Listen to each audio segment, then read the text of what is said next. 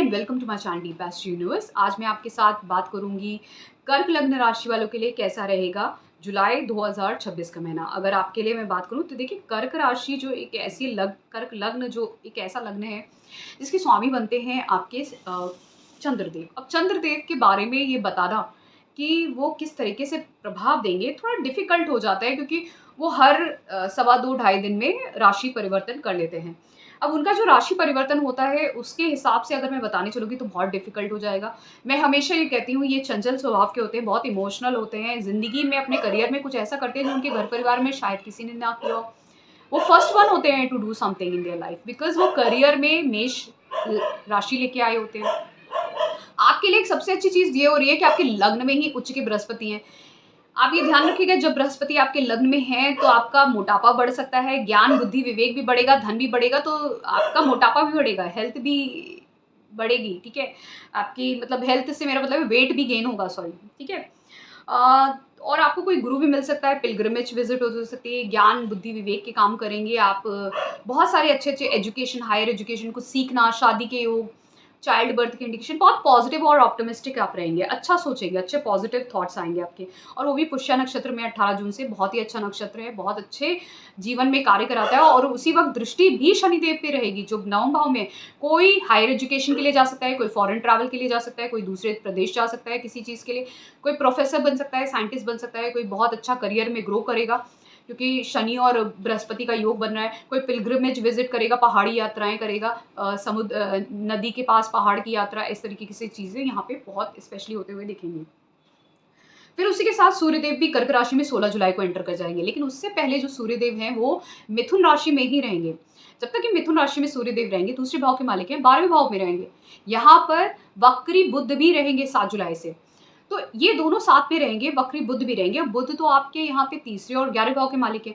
दोनों ही जो आपके लग्न के अनुसार फंक्शन बेनिफिक नहीं मेलेफिक हो जाते हैं। तो सूर्य भी खराब है आपके लिए लग्न के अनुसार, और बुध भी खराब है। अब ये दोनों ही ग्रह आपके 12वें भाव में हैं, तो कहीं ना कहीं धन का व्यय हो रहा है। कुछ धन के लिए परिवार से आप दूर जा सकते हैं, धन का व्यय कर सकते हैं कुछ परिवार में की से रिलेटेड हुई चीज़ों के लिए, या आपको लाभ हो सकता है, लाभ की प्राप्ति हो सकती है कुछ विदेशों से, जहाँ से आपको कुछ लाभ प्राप्त हुआ, धन की अपॉर्चुनिटी आई आपको और उसके लिए आपको ट्रैवल करना पड़ा, इसके भी चांसेस यहाँ पे दिखते हैं। लेकिन व्यय तो होता हुआ डेफिनेटली दिख रहा है। आपकी नींद डिस्टर्ब हो सकती है, जिनको भी हेडेक और नौसिया की प्रॉब्लम है उनको खासकर डेफिनेटली, और जिनको खासकर नसों की प्रॉब्लम, नर्व्स रिलेटेड इश्यूज हैं, उनको इस वक्त डेफिनेटली डॉक्टर को कंसल्ट करना चाहिए, क्योंकि वक्री बुध यहाँ पे 12वें भाव में है, सूर्य के साथ है।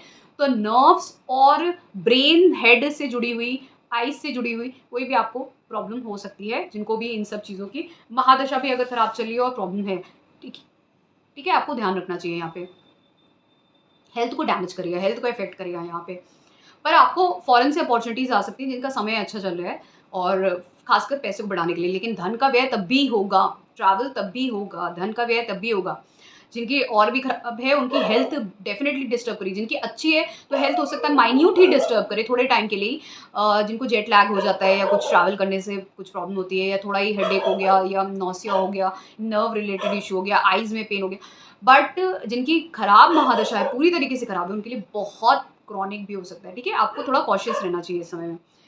फिर बुध तो वक्री रहेंगे ही मिथुन राशि में, वहां पे रहेंगे अकेले। अकेले स्वयं है तो ठीक है, क्योंकि आगे हुए मार्गी भी हो जाएंगे 24 जुलाई के, सूर्य आगे बढ़ जाएंगे, आपके लग्न में आ जाएंगे बृहस्पति देव। अब यहाँ से समय जो मिड ऑफ जुलाई से रहेगा, ये आपके लिए फैंटास्टिक रहेगा। ठीक है, यहाँ से आपके लिए समय कुछ ऐसा रहेगा कि आप जो भी धन से जुड़े हुए, परिवार से जुड़े हुए जो भी कार्य सोच रहे थे, अब वो आपके कंट्रोल में आ जाएंगे। जो जिन लोग का फैमिली बिजनेस है ना, खासकर वो लोग भी कुछ अमेजिंग कर सकते हैं इस वक्त, कुछ अच्छा कर सकते हैं। जिनका एकदम सडन एकदम बिजनेस ग्रो कर जाए, धन के और रास्ते खुल जाएं, बढ़ जाएं, आप इस वक्त ज्ञान बुद्धि विवेक से बहुत कुछ कर सकते हैं। आपके फादर भी आपको सपोर्ट करेंगे इस समय में, फादर की लाइफ में भी कुछ बहुत बड़ा प्रोग्रेस हो सकता है, बॉसेस भी सपोर्ट करेंगे, इस तरह की चीज़ें दिखती हैं।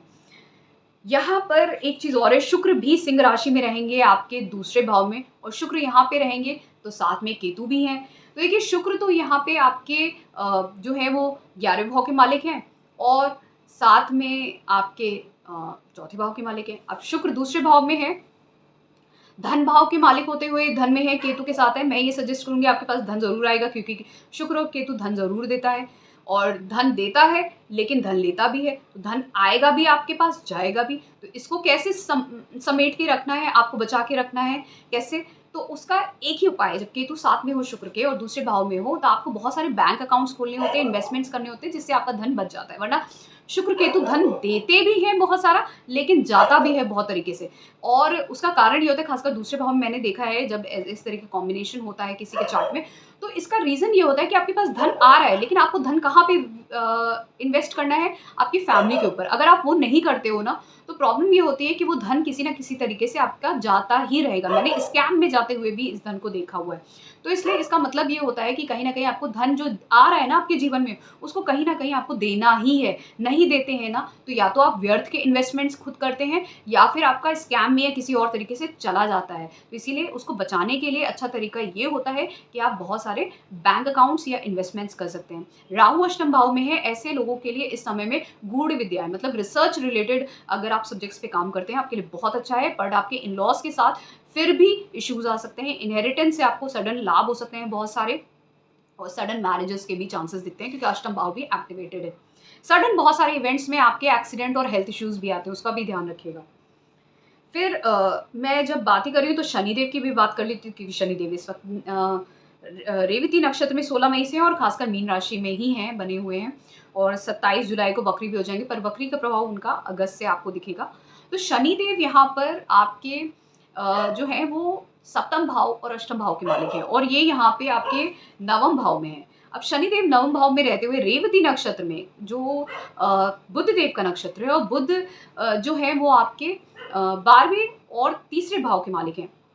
तो ये ध्यान रखिए, नवम भाव में है शनिदेव, ये बता रहे हैं कि आपके ट्रैवल्स होंगे उस समय से, जैसे ही रेवती नक्षत्र में जाएंगे उससे पहले से शायद आपके ट्रैवल्स होना स्टार्ट हो जाएंगे। बहुत लोग higher education, career, foreign travels करना स्टार्ट कर देंगे।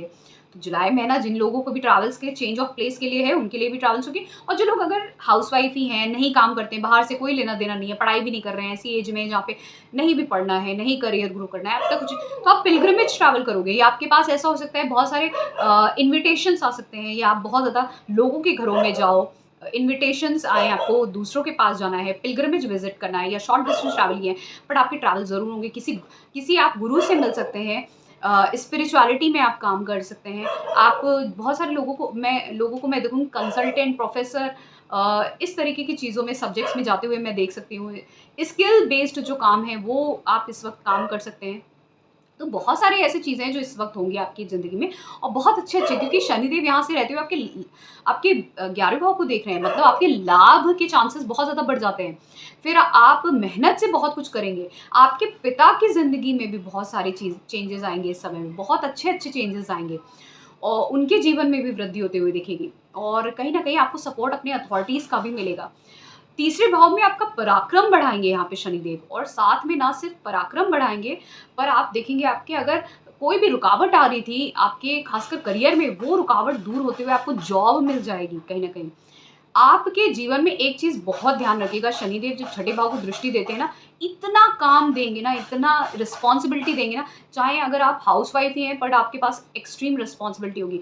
हेल्थ इश्यू का आपको ध्यान देने की ज़रूरत रहेगी इस वक्त, जो सबसे ज़्यादा नेसेसरी है, क्योंकि लग्न में भी बृहस्पति जब होते हैं ना, तो वेट गेन करा देते हैं। चाहे आपके वेट गेन की वजह से ही आपका हेल्थ इश्यू आए, बट हेल्थ इश्यू ज़रूर क्रिएट होगा इन्हीं शनिदेव की वजह से, जो मीन राशि में है। मंगल देव की बात करें तो मंगल देव वृषभ राशि में रहेंगे। अब मंगल आपके दसम और पंचम भाव के मालिक हैं, योग कारक ग्रह हैं। ये आपके वृषभ राशि में जैसे ही जाएंगे 11वें भाव में, आपको कार्य क्षेत्र से लाभ, धन का लाभ होता हुआ दिखेगा। बहुत सारे लोग ऐसी चीज़ों के बारे में अगर सोच रहे थे कि मुझे अब करियर में चेंज करना है, सैलरी इंक्रीमेंट चाहिए, अच्छी अपॉर्चुनिटीज चाहिए, तो वो समय है। योग कारक ग्रह आपका लाभ के भाव में होंगे, आपका लाभ होता हुआ दिखेगा कार्य क्षेत्र से। और जिन लोगों को भी एजुकेशन की फील्ड में कुछ अच्छा इंस्टीट्यूशन चाहिए था, यूनिवर्सिटी चाहिए था, ये वो समय जब आपको मिलेगा। आप अपने बच्चों के भी बारे में कुछ ऐसा अगर सोच रहे थे, तो उनके जीवन में भी होते हुए दिखेगा, क्योंकि आपकी इच्छाएं पूर्ण कराएंगे। योग कारक ग्रह केवल सिर्फ आपके ही लिए सीमित नहीं है। आपके जीवन में जितनी भी सारी चीज़ें हैं, उनसे जितने भी जुड़े हुए आपके अगर कोई डिज़ायर्स थे, वो इच्छाएं पूर्ण करा देते हैं योग कारक ग्रह, जब लाभ भाव में होते हैं। और दसम और पंचम भाव के मालिक हैं, तो बहुत ही अच्छे हैं। आपका भाग्य और पूर्व पुण्य दोनों ही आपका साथ देंगे इस वक्त, और साथ में, और ये आपका स्टेटस भी राइज़ करा देंगे, मतलब आपका जो स्थान है ना वो बढ़ जाएगा यहाँ पे। और सोसाइटी में भी कुछ ऐसी चीज़ें होंगी जहाँ पे आपको सोसाइटी भी रिकॉग्नाइज़ करेगी, आपके सोशल गैदरिंग्स हो सकते हैं, बहुत अच्छे इवेंट्स हो सकते हैं, धन भी बढ़ेगा आपका, बच्चों की लाइफ में कुछ अच्छा होगा, चाइल्ड बर्थ के भी इंडिकेशन दिखते हैं, घर परिवार में वृद्धि दिखती है, कोई आप अचानक से ईएमआई लोन पे कोई चीज़ नई प्रॉपर्टी व्हीकल खरीद सकते हैं, कुछ रेंट पे दे सकते हैं, अचानक से अगर आपके शत्रु थे उनके भी इनको भी मतलब उनको भी डिस्ट्रॉय कर देंगे, क्योंकि छठे भाव पे अष्टम दृष्टि रहेगी तो उनको डिस्ट्रक्शन हो जाएगा। तो जो प्रॉब्लम्स थी, हेल्थ इश्यूज थे, उनका डिस्ट्रक्शन होता हुआ दिखेगा यहाँ से, जब मंगल योग कारग्रह होते हुए आपके लाभ स्थान में होंगे। तो ओवरऑल मुझे ये समय आपके लिए बहुत अच्छा दिखता है, खासकर 16 जुलाई से मिड ऑफ जुलाई से एक्सट्रीम अच्छा होगा, जब आपके लिए चीज़ें और बेहतर हो जाएंगी। तो ये माह आपके लिए बहुत अच्छा है, आप इसको यूटिलाइज करिए, अच्छा करिए, आप आगे बढ़िए, आपको बहुत ज़्यादा उन्नति होती हुई दिखेगी, प्रगति होती हुई दिखेगी। तो ये था मेरा एनालिसिस कर्क लग्न राशि वालों के लिए कैसा रहेगा जुलाई 2026 का महीना। अगर आपको पसंद आया please do subscribe to my channel deep astro Universe. Thank you so much. ओम नमः शिवाय।